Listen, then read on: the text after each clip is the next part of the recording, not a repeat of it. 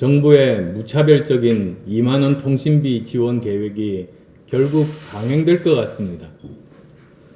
잘못을 인정하고 고칠 줄 아는 용기보다 밀리면 끝장이라는 구태의연함을 보여준 이낙연 대표와 민주당 신임 지도부의 결정이 안타깝습니다. 우리 당이 제일 먼저 요구했던 4차 추경의 내용과는 아주 거리가 먼 허술하고 속이 뻔히 보이는 이런 추경안에 대해서는 찬성하기 어렵습니다.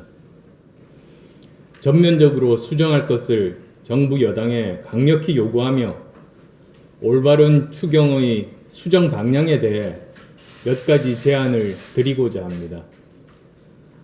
먼저 재난이 있는 곳에 지원을, 피해가 있는 곳에 보상을 이라는 원칙을 분명히 해야 합니다. 그리고 최대한 사각지대를 없애야 합니다. 정부의 집합금지 명령으로 영업을 하지 못한 분들은 불법이 없는 한 업종 구분 없이 지원해야 합니다. 법을 준수하고 정부를 신뢰한 대가가 불공평과 차별이라면 앞으로 누가 방역에 제대로 협조하겠습니까? 코로나 환자를 돌보기 위해 일반 환자를 보지 못한 병원의 손실을 보상해 준다면 다른 업종과 영역에서도 정부의 방침에 따랐기 때문에 발생할 손실분을 지원하는 것이 논리적으로 당연합니다. 아울러 상반기에 피해가 컸던 분들, 올해 창업한 분들 등 지원의 사각지대가 없도록 세밀하게 대책을 세워주시기 바랍니다. 피해가 큰 곳을 더 많이 지원한다는 집중 지원 원칙도 관철돼야 합니다. 이번 추경안의 전체 규모는 7조 8천억 원입니다. 그런데 코로나 재확산의 직격탄을 맞고 있는 소상공인과 자영업자들에 대한 직접적인 지원은 절반도 안 되는 3조 8천억 원에 불과합니다.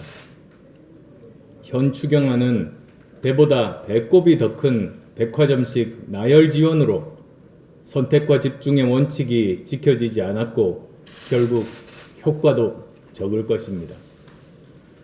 피해가 큰 소상공인과 자영업자 그리고 거기에 종사하는 분들에 대한 지원을 늘리고 9천억 원에 달하는 통신비 지원 예산도 역시 어려운 분들을 위한 긴급 생계 지원으로 돌려야 합니다.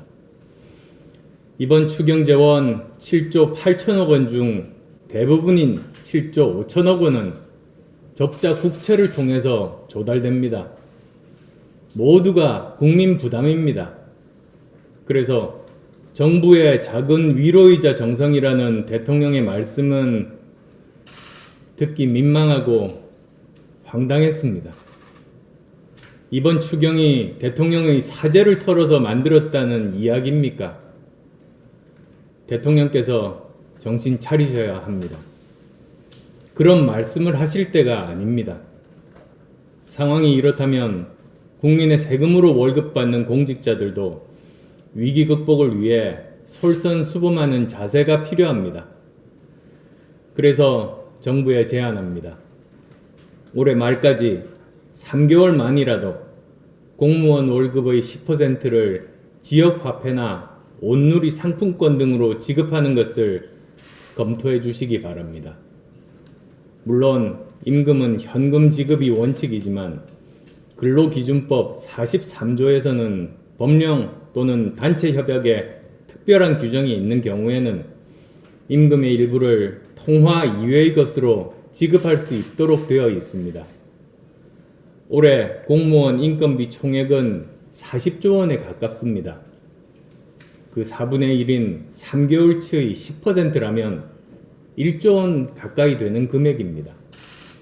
물론 형편이 어려운 하위 공직자들도 계십니다.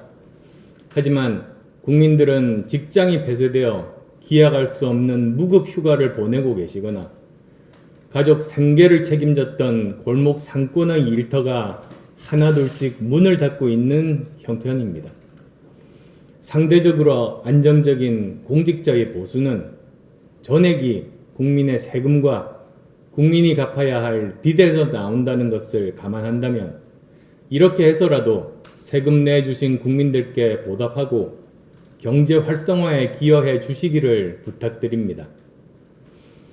또한 올해 인건비가 30조 원이 넘는 공기업을 비롯한 공공기관도 이런 방식에 동참해 준다면 피폐해진 지역 상권에 조금이라도 도움이 되지 않겠습니까?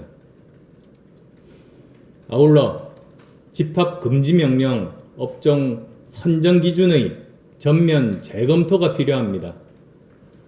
방역 상태나 현실적인 운영 실태를 무시하고 사람이 모일 것 같은 업종을 뭉뚱그려 집합 금지 업종으로 지정하는 것은 합리적이지 않습니다. 이번에 정부가 방역 조치 강화 조건으로 PC방 영업을 허용한 것이나 일괄적인 9시 이후 식당 영업 금지를 해제한 것은 늦었지만 다행한 조처입니다. 앞으로도 통제의 편의가 아니라 무엇이 국민 경제를 마비시키지 않으면서도 방역의 용이성을 담보할 수 있는지를 기준으로 대책을 세워주시기 바랍니다.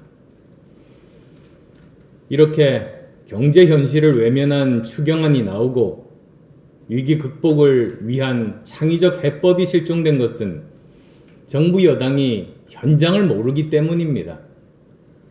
내 손으로 돈 한 푼 벌어본 적도 없고 내 힘으로 월급 한 번 드린 적도 없는 사람들이 어떻게 경제 현실을 알겠습니까?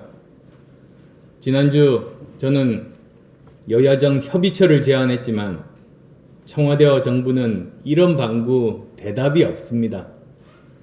그러함에도 불구하고 저는 국민들께 조금이라도 보탬이 될 수 있는 또 다른 제안을 하겠습니다. 여야 합동으로 민생 실태 현장 조사단을 만듭시다. 시장이든 중소기업이든 심지어 유흥가든 가서 참혹한 경제 현장의 모습, 절규하는 민생의 목소리를 보고 듣고 함께 고민합시다. 모르면 배워야 하고 알아야 대책을 제대로 만들 수 있습니다. 현장의 목소리를 담은 정책, 경제 현실을 반영한 지원이 만들어질 수 있도록 눈물 나는 국민의 삶 한가운데로 함께 뛰어 들어갈 것을 제안합니다.